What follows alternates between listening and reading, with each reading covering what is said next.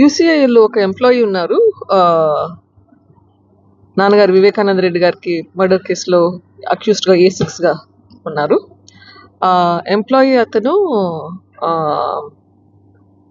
Arrest అయింది 14th April 2023. ఆయన bail మీద బయటకు వచ్చింది 21st August 2024. మొత్తం సంవత్సరం 4 నెలలు 7 రోజులు, అంటే 495 రోజులు జైల్లో ఉండి బయటకు వచ్చారు. ఈ 495 రోజులు ఆబ్వియస్లీ వర్క్కి రాలేదు, కానీ ఆ టైంలో ఏ యాక్షన్ తీసుకోలేదు. ఎవరైనా మామూలుగా ఏ కంపెనీలో అయినా కానీ ఒక 4 రోజులు చెప్పా పెట్టకుండా పోతే నోటీస్ అనేది సర్వ్ చేస్తాం. 4 రోజులు రాకపోతే మళ్ళీ నోటీస్ సర్వ్ చేసి డిస్మిస్ చేయడము, సస్పెన్షన్ చేయడము ఏదో ఒకటి ఉండాలి. ఇక్కడ 495 రోజులు వర్క్కి రాకుండా, ఏం నోటీస్ ఇవ్వకుండా వర్క్ రాకుండా ఉంటే, ఏం నోటీస్ లేవు, సస్పెన్షన్ లేదు, ఏం యాక్షన్ లేదు. రాదర్ యాక్చువల్గా రిమాండ్కి పోతే కంపల్సరీ వాళ్ళకు మరి అదే చెప్తున్నారు. రిమాండ్కి తీసుకున్నారు, మళ్ళీ తర్వాత ఛార్జ్షీట్లో పేరు పెట్టారు, కానీ ఏ యాక్షన్ యూసీఐఎల్ తరపు నుంచి జరగలేదు.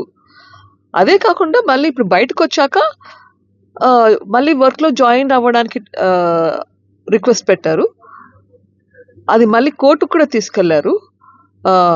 బట్ ఎనీవేస్ ఇప్పుడు సస్పెన్షన్ మీద ఉన్నారు, మళ్ళీ రీఇన్స్టేట్ చేస్తారేమో అని చెప్పేసి నేను మళ్ళీ ఒకసారి సీఎండి గారికి కలిసి, ఎందుకు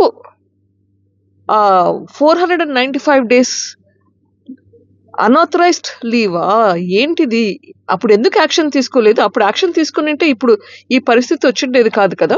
అప్పుడు యాక్షన్ తీసుకోలేదు, మళ్ళీ ఇప్పుడు రీఇన్స్టేట్ చేస్తారా ఏంటి అన్నది కనుక్కునేదానికి వచ్చాను. Because it's public sector unit. Public sector యూనిట్లో ఒక పాలసీ అంటూ ఉంటుంది.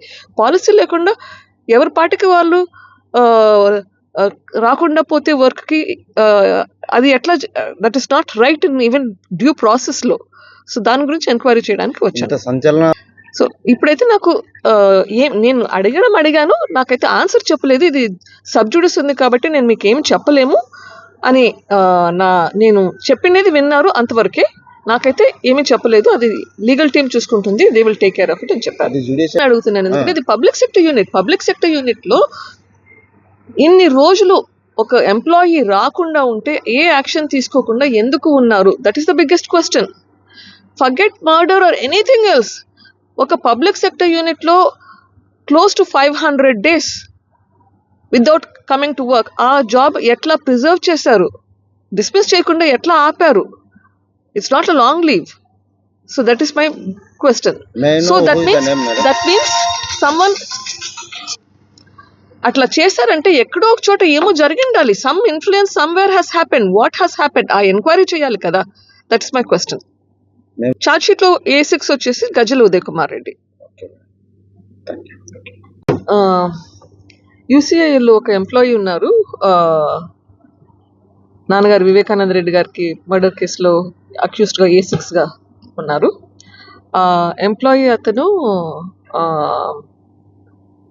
అరెస్ట్ అయింది 14th April 2023.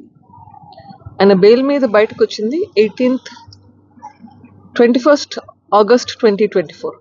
మొత్తం సంవత్సరం 4 నెలలు 7 రోజులు, అంటే 495 రోజులు జైల్లో ఉండి బయటకు వచ్చారు. ఈ 495 రోజులు ఆబ్వియస్లీ వర్క్కి రాలేదు, కానీ ఆ టైంలో ఏ యాక్షన్ తీసుకోలేదు.